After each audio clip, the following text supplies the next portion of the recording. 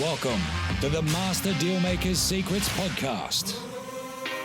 And now, here's sales growth strategist, John Blake. Welcome to Master Dealmaker's Secrets. I'm John Blake. This is episode 116, and today we're going to be talking about the top 10 mistakes that companies make with sales meetings. And I am really excited to be sharing this with you. I sit in on lots and lots of different sales meetings, and I have seen these 10 mistakes over and over and over again. Sales meetings is such an important part of creating a really great sales culture in an organization. And over the coming episodes, I'm going to be talking more about sales meetings and how to run them, how to make them so that your team actually want to attend them.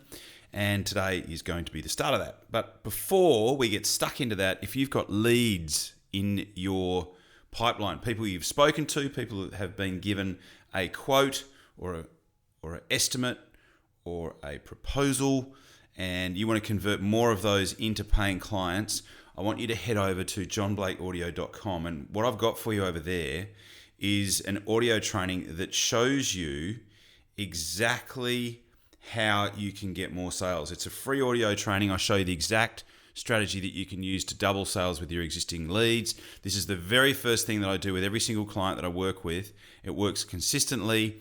You can actually train somebody up to do it very easily without them really having to even be that gifted at sales, and they will get great results. It's over at johnblakeaudio.com. Not only will you get the audio training, you'll also get a PDF that has the exact word-for-word scripts. So exactly what to write in your emails, exactly what to say when you get someone's voicemail, exactly what to say when you get through, and when to call and when to email each week over a 90-day period to help you to double your sales with people that you've already spoken to but haven't bought yet. It's over there at johnblakeaudio.com. Go and grab it. Tell me how you go with it. And let me, especially let me know if you get some success with it. All right, so we're going to talk about the top 10 mistakes that companies make when they run sales meetings. Well, the first one is they either don't run them or they have them too infrequently. So if you have them too infrequently, obviously the problem with that is that there's little accountability, little to no accountability, and no consistency, and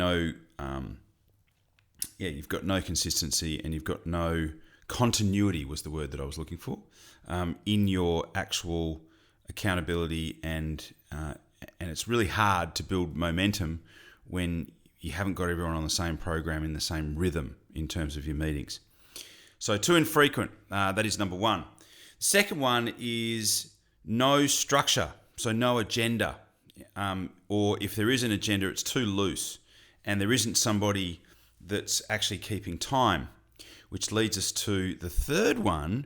If there isn't a structure and there isn't agenda, it's very easy for your meeting to get hijacked. Your sales meeting can get hijacked, and normally it will be from somebody who likes the sound of their own voice, or they've got a particular grievance, and suddenly everyone's, you've gone down a rabbit hole and you're talking about something that really isn't particularly useful, and your meeting, will tend to, degenerate from there. Which leads us on to the fourth mistake that people make with meetings, and that is they're too negative. So if you structure your meeting right, you can actually make it so that people look forward to going to your meeting. So, by default, if you do nothing, if you make those four mistakes that we've already just talked about, what you're going to find is that your salespeople actually really don't look forward to going to your meetings. So let's recap. First one, too infrequent. Second one, no structure or agenda, especially a time structure and agenda. That's number two. Number three, because there's no structure or agenda, they get hijacked. So someone can take a particular subject down a particular rabbit hole that should be discussed outside of the meeting. That's number three. Number four, too negative. Number 5, too long. They go for too long. They become counterproductive to what it is that you're actually trying to do the meeting for in the first place, which is to move things along. If you're locking everybody up in meetings for hours and hours and hours, that's their hours, precious minutes that they are not being able to use to follow up clients, to speak to new clients, all the rest of it. So too long is number, where are we up to? That is number 5. Yeah, so we've done too infrequent. We've done no structure. That's number 2. Get hijacked is number 3. Too negative is number 4. Too long is number 5. Number 6 is too much admin. So there's too much like non-related stuff that's talked about that could possibly or could easily have been put in a memo. So there's too much, administration, too much stuff that's non-sales related. That's number 6. Number 7 is too much looking in the rear vision mirror, right? So there are lead indicators and there are lag indicators. Often sales meetings, we spend too much looking in the rear vision mirror at what has happened rather than focusing on what's coming, which we actually do have control over. So too much looking in the rear vision mirror, that's number 7. Number 8 is no minutes, right? So we need to have structure. We need to have somebody who's taking minutes, somebody who is keeping the actual integrity of the meeting together. So no minutes is number 8. Next one, number 9, is no recorded actions. If you have a meeting and you get people the precursor to this is people need to actually make commitments. It's like, okay, well, what are you going to do in between now and the next meeting? What do you commit to do? What is your action? And obviously, that action needs to relate to specific orders that the person's going after or specific clients that the person's going after. That they need to make actions, but those actions need to be recorded. Why do they need to be recorded? Well, that brings us up to point number 10, or mistake number 10, which is making sure that there's accountability. So the start of the very next meeting, we need to revisit the actions that were made at the close of the previous meeting.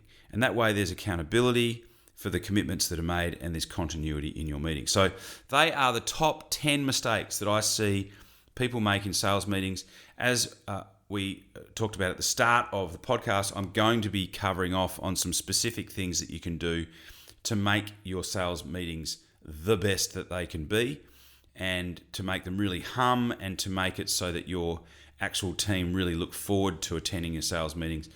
Really looking forward to sharing that with you in the coming episodes.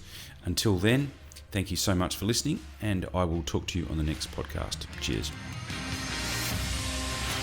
You've been listening to Master Dealmaker's Secrets with John Blake. Subscribe to get more in-depth strategies to maximize your sales process with new episodes every week. And double your inquiry to sale conversion with the lead flow you already have. Go to johnblakeaudio.com for his exclusive free no fluff audio training and companion PDF guide.